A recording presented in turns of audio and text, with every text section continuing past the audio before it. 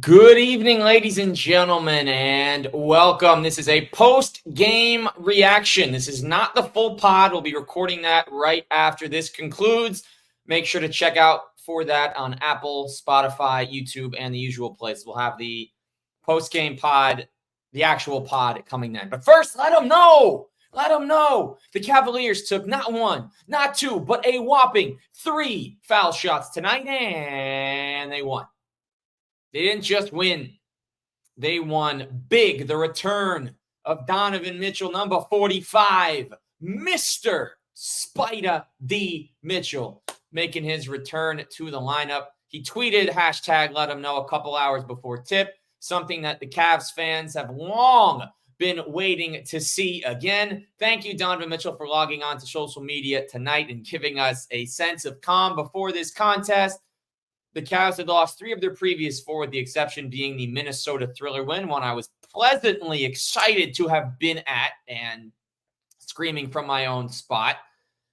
This was a tremendous victory because, as I mentioned, the Cavs got not 1, not 2, but a whopping 3 free throws. That's right. They took 3 free throws, which would be the second fewest ever in a game, because 1994 in a win against the Warriors, they took 2 free throws, both of them on and ones. Tonight was a 1 and 1, and then 1 additional free throw. The Cavaliers had 38 assists on 47 baskets. That thing was moving. It was moving. All they could do was find the open player.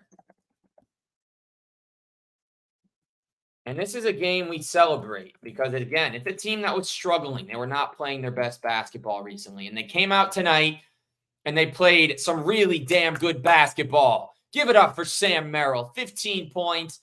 Best plus minus of his career at plus 30. 9 assists. Money Merrill is back, baby. And he's better than ever. Damian Jones playing a season-high 20 minutes. 14 points, 6 rebounds, and a steal. Plus 15. Give him a lot of credit. Donovan shot 5 for 16, but he had 15, 4, and 5, and just him being on the floor gave Darius all the confidence he needed to step up. 27 points, 6 boards, 11 assists, plus 23. Darius Garland was the truth in this game. He came to play. He was playing at an extremely high level, and we've been waiting to see this from him. We want that. We want to see Darius Garland be Darius All-Starland, because NBA Paint is always cooking with new ideas. It's NBA Paint Week, actually. So hopefully Saturday's game. Actually, is it a road game? Cavs Rockets. You got to do this research before, folks. It is not a home game. So the NBA Paint night was on Monday night, and the tough loss that Cleveland took to Phoenix. But hey, they're back in the win column. What else can we ask for besides the team playing hard, show some fight, and come away with some wine and gold winners, right? Because what more could we want? We take time out of our day, out of our lives to watch the land, and we want to see results. There's some angry fans. There's some keyboard warrior fans. There's no question about that. I don't plead the fifth on that. I've had my own share of things I probably wish I didn't say in regard to specific players during a game. Now, when I say that, I literally just mean saying, oh, they're not playing well, they're not this. But hey, look, anyone that's ever been on a team understands how tough it is to hear negative thoughts from other people and hear disses and crap from anybody. But look, these are pro athletes. They're making 7 figures, and in some cases 8 figures. They're in the spotlight. People are writing about them for a living. They're broadcasting games for a living. They have columns and podcasts and blogs for a living. So they're going to come and talk, and there's going to be a lot said that, you know, we might not like, that are a little different. But it is what it is, you know, and we think about things, and we think about the wins and the losses, and it's all part of the game. It's an emotional thing. Being a sports fan is an emotional experience. These teams can excite you. They can take you to new highs that King Dakar and other major roller coasters cannot do.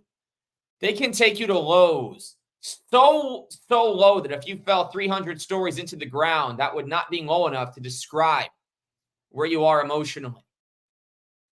The revitalization of a franchise from losing to winning can transform the lives of millions of fans around the world who have, whether they're struggling in their everyday life, they're dealing with personal matters, and they just feel like they have solace in a team. And the Cleveland Cavaliers, over these last couple of seasons, as they've become relevant once again with Donovan Mitchell, Darius Garland, Jared Allen, the emergence of Isaac Okoro as a more offensive player this season. Sam Merrill has come on. Craig Porter has come on. So many different players. George Niang has had so many great moments. Max Strus, please come back soon. Let's get that Strus loose. They've lifted the spirits of so many. And yes, these losses are hard. And yes, we may overreact because, hey, we're just fans. We don't know what we're saying half the time. And that's the truth. Because post-game content versus pre-game content are two totally different things. I predict the Cavs are going to win by 26 points. That Darius Garland and Donovan Mitchell are going to play at a very high level. Post-game, man, they were terrible. What the heck was that? No energy. JB's got to go. Blah, blah, blah, blah, blah. We're all guilty of that. Now, there's some of us that are above that don't react on a game-to-game basis. And to those of you that are like that, teach me your ways. Anyone that's listened to this podcast for the last 5 years, and it's crazy to me that I'm about to record when I close this one out and get the actual pod, episode 197. If you add reactions, post-game reactions, and other things, probably episode 215. And I've gotten the opportunity to have, 10 or 11 NBA players, several broadcasters, Sean Pebbles, who's going to join again soon, some future players we're working on. Is an incredible experience. And everyone that's welcomed the Across Cavs name over these last 5 years, thank you. Because growing up a Cavs fan outside Ohio, it was a very lonely Cavs experience. I never regretted watching every game, getting all the merch, but there was nobody to talk about this with. So I will say to those that are listening, I appreciate you as always, and I love, love, love being a part of Cavaliers Nation. Whether a small part for some, a bigger for others, it doesn't matter. I just want to start conversations. I want to inform about history. And I want to make sure that I can personally be an expert on this team as much as I can so I can provide some knowledge you might not get somewhere else and just banter back and forth. Because I'm as quirky a person as you'll ever meet. My puns are as bad as the next guy, as the next gal, whoever you talk to. They'll say, Zach has the worst puns I've ever heard. If you meet me in person, I'll probably crack 5 of them. You'll be laughing, but I know inside you'll be saying, this guy's a basketball fan? This guy is a podcast? We're listening to what he has to say? Yes, you are. Because with terrible puns come great responsibility. Justify the use. To get back on track, the Cavs could not stop Zion Williamson at all. The Pelicans shot 26 free throws. They only made 4 3-pointers. Zion was a minus 22, even though he scored 33. Trey Murphy, a minus 24. Alvarado, minus 27. They took Jonas Valanciunas out of the game. He only played 14 minutes. Let him know was on in full. That's going to do it for the post game. We got the real pod coming up next.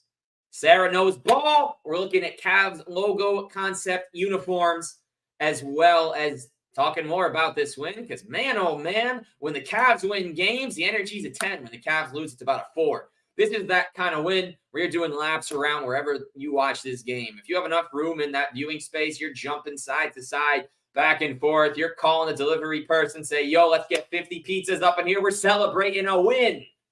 And no, I am not getting 50 pizzas. I would probably settle for 49 and a half. So you gotta share, right? Everyone deserves to bask in these victories. Cross the Cavs, Network 216, post-game reacts. We're looking at the real pod right after this. And to that, ladies and gentlemen, I bid you adieu.